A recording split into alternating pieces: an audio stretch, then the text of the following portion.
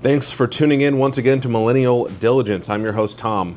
I was thinking about today about what we talk about a lot on this channel, minimalism, but I think something that dovetails nicely with that, an idea that dovetails nicely, is personal austerity. This came to mind after I kind of saw a lot of articles about how this was the best, Black Friday ever and all these things, and everyone's like, oh wow, the economy is so bad, but how can the economy be so bad but we go through record spending on Black Friday? Those things don't really mesh, those two ideas. How can the economy be so bad, everyone's out of work, but we also do record spending on Black Friday? Something didn't add up. But as we barrel towards a new political reality, I just wanted to remind you all of the political tool you still have that I see very few people actually using in real time. Your money. Your money. These politicians, if you notice, 99% of the time they're talking about the economy. The economy, the economy, the economy. We are the economy. The proles still hold the power. We hold the spending power. We make the wheels of the economy turn, and thus we do hold political will. Now, I say all that to say this. It's becoming more and more clear that our votes mean less and less. I think the fact that people get their panties in a bunch about political things and then they run out and they buy a bunch of stuff at Black Friday means they're not putting two and two together. They're not seeing the forest for the trees. They're not looking at the big picture, which is if you continue to spend your money in frivolous ways, in ways that benefit billionaires and don't benefit your fellow man, you're going to get what you've always got. So you can see someone that's just fuming mad at Biden or Trump, but then they're running out and they're spending tons of money and giving it to the Walton family, or they're giving it to Daddy Bezos.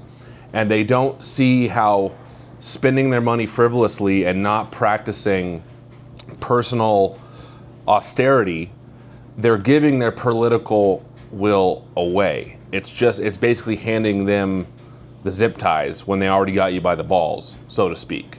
So we talk a lot about minimalism on this channel. I just wanted to remind you, as we head into this new era, and the Trump 2.0 era, if you're not a Trump fan, you're going to have to fight back in whichever way you can. I mean, some of that is just political awareness, but honestly, I don't think it's as effective as it used to be. I think your spending power is much more effective as a political speech tool and a free speech tool than political demonstrations. And I am not saying you need to go out and shoot a CEO dead in the street, but you can use your money and you can advise others to use their money in ways that benefit people like you, rather than all the wealth flowing to the top. I really don't think that people in this country understand how the billionaire class gets to be where they're at. We enable that. They don't steal the money, we give it to them. We hand over our will via money. We hand over our time, if you think about it logically. You're trading your time and effort for money. Then you use that to buy goods and whatnot. You're giving away your time to these billionaires. Wouldn't you rather give it to a local business owner, perhaps? So something like that?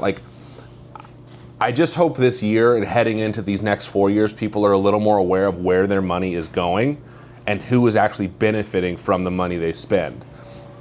If you've been watching this channel for any amount of time, I really do try to practice minimalism in my daily life. Now, that doesn't mean depriving yourself of anything and going to live in the woods and having 15 possessions.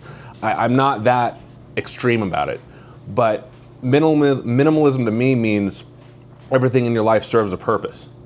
Almost nothing is frivolous. Everything you have serves some kind of practical purpose or brings you joy, something to that effect.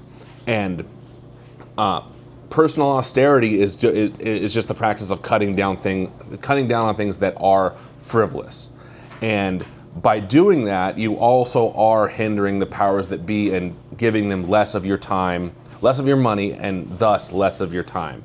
So yeah, I'd love to hear your thoughts below about all this. I've been practicing it for a while, and it's just, I'm 37 now, and the longer I live, I'm just like, it all comes down to money. It all comes down to time. Time is so valuable, And money almost seems just like, it's almost like this tool that's used to control our time. If you ask any one of those billionaires, what would they rather have, 100 more billion or 20 more years?